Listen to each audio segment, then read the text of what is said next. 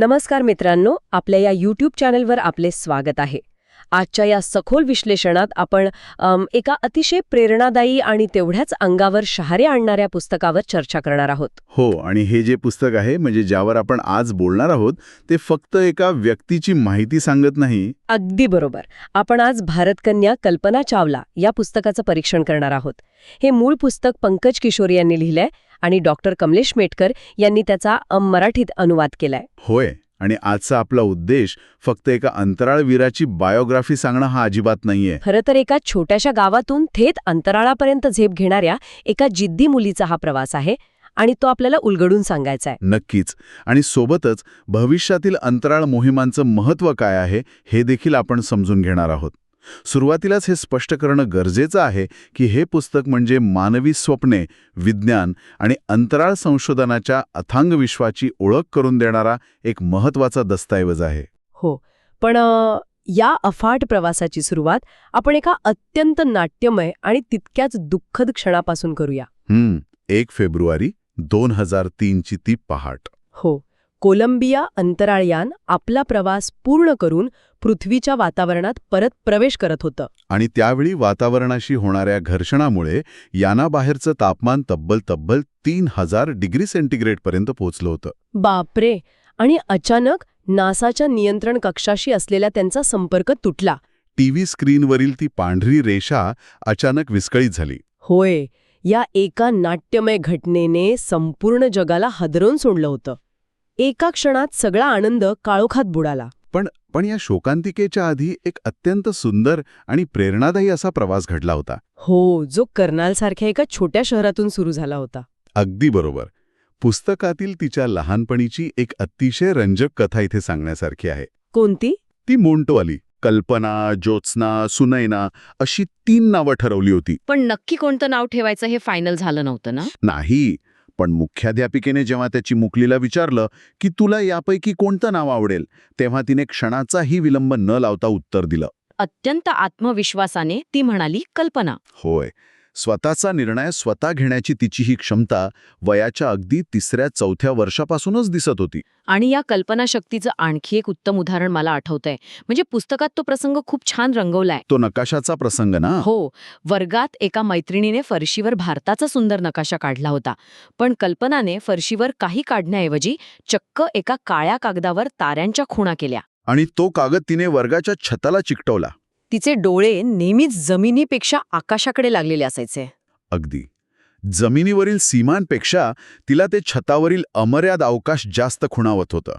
आणि याच अवकाशाच्या ओढीचा एक अत्यंत महत्त्वाचा प्रसंग पुस्तकात आहे, जो मला वाटतं या सखोल विश्लेषणाचा केंद्रबिंदू असायला हवा. तो गणिताच्या वर्गातला प्रसंग ना, स्वर्ण अरोरा मॅडम यांचा. हो, गणिताच्या शिक्षिका स्वर्ण अरोरा जेव्हा वर्गात रिक्त संच म्हणजेच एम्प्टी सेट ही संकल्पना शिकवत होत्या. म्हणजे असा संच ज्यामध्ये कोणताही घटक नसतो. बरोबर.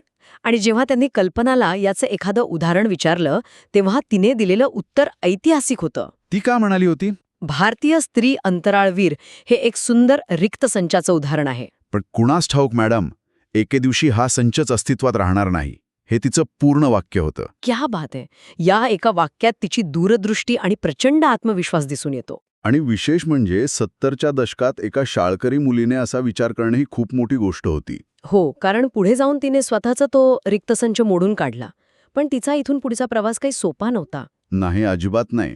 कर्नालमधल्या एका सनातनी वातावरणात वाढूनही तिने एरोनॉटिकल इंजिनिअरिंग निवडलं. आणि चंदीगडच्या पंजाब इंजिनिअरिंग कॉलेजमध्ये या शाखेत ती एकमेव विद्यार्थिनी होती. तिच्या वडिलांचा याला सक्त विरोध होता, पण तिच्या आईने आणि बहिणीने तिला भक्कम पाठिंबा दिला. आणि तिला विमाने चालवण्याची प्रचंड आवड होती. भारताचे पहिले वैमानिक JRD टाटा यांच्याकडून तिने उड्डाणाची प्रेरणा घेतली होती. हो, लहानपणी तिने त्यांना पुश मॉथ या छोट्या विमानातून उड्डाण करताना पाहिलं होतं. सोबतच पॅटी वॅगस्टाफ हिच्याकडूनही तिने प्रेरणा घेतली होती, जी अमेरिकेची नॅशनल एरोबॅटिक्स चॅम्पियन होती. यातून हेच दिसतं की तिला सुरक्षित नोकरी नको होती, तर तिला आकाशाची आणि गतीची ओढ होती. होय, आणि हेच वेळ तिला अमेरिकेत घेऊन गेलं आणि नासाच्या खडतर निवड प्रक्रियेतून ती अंतराळवीर बनली. पण इथे एक महत्त्वाचा मुद्दा उपस्थित होतो, जो पुस्तकातही खूप चांगल्या प्रकारे समजावून सांगितलाय. तो भविष्यातील अवकाश मोहिमांचा. हो, म्हणजे अनेकांना प्रश्न पडतो की अंतराळात जाणं एवढं खर्चिक का आहे? यावर नासाचा नक्की काय दृष्टिकोन आहे? कारण नुसतं पृथ्वीभोवती फिरणं हा आत्ता उद्देश राहिलेला नाहीये. बरोबर. आता मुख्य उद्देश आहे स्पेस स्टेशन्सची निर्मिती आणि मंगळावर जाण्याची तयारी. पण मंगळावर जाण्यासाठी स्पेस स्टेशन्सची गरज काय? कारण मंगळावर पोहोचायला थेट 6 महिने लागतात आणि मानवी शरीर हे पृथ्वीवरच्या गुरुत्वाकर्षणासाठी बनलेलं आहे. हो, म्हणजे झिरो ग्रॅव्हिटी किंवा शून्य गुरुत्वाकर्षणामध्ये दीर्घकाळ राहिलं तर शरीरावर वाईट परिणाम होतात. अगदी. हाडांची झीज होते, स्नायू कमकुवत होतात. म्हणूनच मंगळावर जाण्याआधी अंतराळवीरांना स्पेस स्टेशनवर राहून शून्य गुरुत्वाकर्षणात काम करण्याचं प्रशिक्षण घ्यावं लागतं. एक प्रकारची ती टेस्टिंग लॅबच आहे. नवीन उपकरणांची चाचणी तिथे होते. हो. आणि याच संदर्भात अमेरिकेचे तत्कालीन राष्ट्राध्यक्ष जॉर्ज बुश यांच्या एका आवाहनाचा पुस्तकात उल्लेख आहे. त्यांनी 2020 पर्यंत चंद्रावर मानवी तळ उभारण्याची योजना जाहीर केली होती ना? होय. कारण चंद्रावरून मंगळाकडे यान प्रक्षेपित करणं जास्त सोपं आणि कमी इंधनात शक्य होतं. आणि मंगळावरील मोहिमांचं महत्त्व तरी किती आहे बघा ना.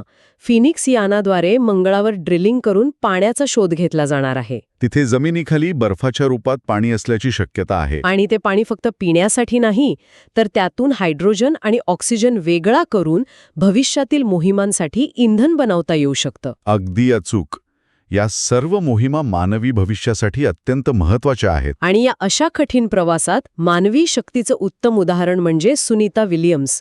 सलग 194 दिवस त्या अंतराळात राहिल्या. हो. आणि त्यांनी 4 वेळा स्पेस वॉक सुद्धा केले. यावरून हे मोहिमांचे यश आणि भविष्यातील शक्यता स्पष्ट होतात. नक्कीच. मग आता आपण या सखोल विश्लेषणाच्या एका महत्त्वाच्या टप्प्यावर आलोय.